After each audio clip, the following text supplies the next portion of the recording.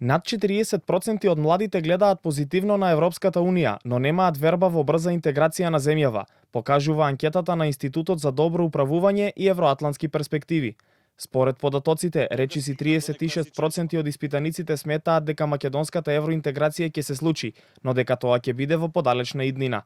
Интересно е тоа што младите како најголема пречка на евроинтегративниот пат на земјава ја посочиле корупцијата, дури 85%, наспроти 61% кои најголема кочница гледаат во билатералните спорови.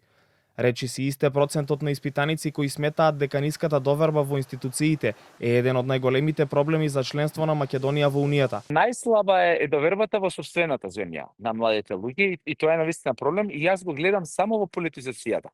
Неопходно е обединување на сите сили на овој пат во земјата, потрагата по Европска Унија, значи потрага по квалитетно здравство, значи потрага по квалитетно образование, значи немање корупцијски скандали. И секој наш граѓанин тоа го бара и го заслужува и токму тоа го очекува. Затоа, ако престанеме со политизација и се фокусираме на стандарди, на подобрување на квалитет на живот, навистина ќе можеме да ја подобриме ситуацијата. Младите кои биле дел од анкетата на прашањето за тоа која земја од Западен Балкан може да стане членка на Европската Унија во следните 5 години, над половина одговориле дека тоа ќе биде Албанија, речиси 35% се изјасниле за Црна Гора, а 8% мислат дека тоа ќе биде Македонија. Ова според Кордалов е показател дека младите се запознаени со европските процеси и состојбите, но и со она што го нуди Унијата. Прво мислам дека младите покажуваат преку оваа анализа дека се многу добро информирани за состојбите и дека имаат многу позитивен став кон евроинтеграцијата и кон програмите кои што Европската Унија ги нуди.